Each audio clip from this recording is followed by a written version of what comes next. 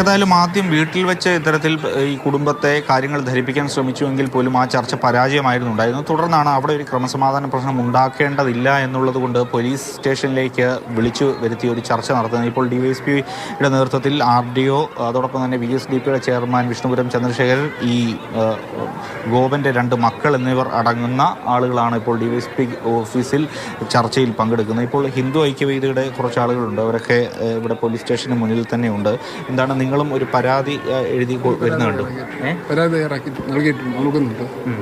ഇതിൽ യഥാർത്ഥത്തിൽ ഇത് ചെയ്യേണ്ട ഒരു നിയമപരമായിട്ടുള്ളൊരു കാര്യം നമുക്കറിയാം. ഒരു കാര്യം നടപടിയിലേക്ക് പോകുന്ന സമയത്ത് അതിനെ നോട്ടീസ് ഇഷ്യൂ ചെയ്ത് ഇഷ്യൂ ചെയ്തതിന് ശേഷം എന്താണ് ഇഷ്യൂവിൻ്റെ ആൾക്കാർ അവരുടെ അടുത്ത് നിന്ന് സ്റ്റേറ്റ്മെൻറ്റ് എടുത്തതിന് ശേഷമാണ് ഈ കാര്യങ്ങൾ ചെയ്യേണ്ടത്.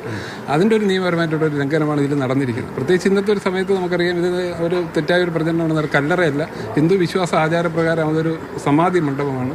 ആ സമാധി മണ്ഡപവുമായിട്ട് ബന്ധപ്പെട്ട് ധനുമാസത്തിൻ്റെ തിരുവാതിര നിങ്ങളിപ്പം പരാതി കൊടുക്കുന്നത് ഈ കല്ലറ പൊളിക്കരുത് എന്നുള്ളതാണോ, അതോ ഈ നടപടി ഇപ്പം നിയമപരമായിട്ടുള്ളൊരു നടപടി അതിനകത്ത് വന്നിട്ടില്ല?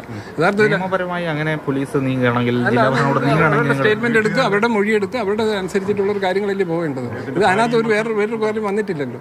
പെട്ടെന്ന് ഒരു ദിവസം വന്ന് കളക്ടറുടെ ഓർഡർ വരുന്നു, കളക്ടർ നേരെ അവിടെ പോലീസിന്റെ ഫോഴ്സ് ഉപയോഗിച്ചുകൊണ്ട് ആ കാര്യങ്ങൾ ചെയ്യുക എന്ന് പറഞ്ഞാൽ ഇത് നമ്മുടെ ഇതൊരു ആചാര ലംഘനമാണ് നടന്നിരിക്കുന്നത്. സംസ്കാരത്തിനെതിരായിട്ടുള്ള ഒരു നടപടി കൂടിയാണിത്.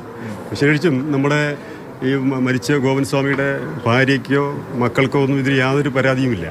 ഒരു മനഃപൂർവ്വം അവിടെ ഒരു വർഗീയ പ്രശ്നങ്ങൾ ഉണ്ടാക്കുന്നുണ്ട്. അവിടെ വേറെ ചില ഭൂമാഫിയകൾ ഇവരുടെ ഈ ക്ഷേത്രം നശിപ്പിക്കുന്നതിനും ഇവരുടെ ഈ ആരാധന നടത്തുന്നതിനൊക്കെ എതിരായിട്ട് അങ്ങനെ ഒരു നീക്കം കൂടെ അവിടെ ഉണ്ടെന്നുള്ളതാണ് ഞങ്ങൾ മനസ്സിലാക്കുന്നത്.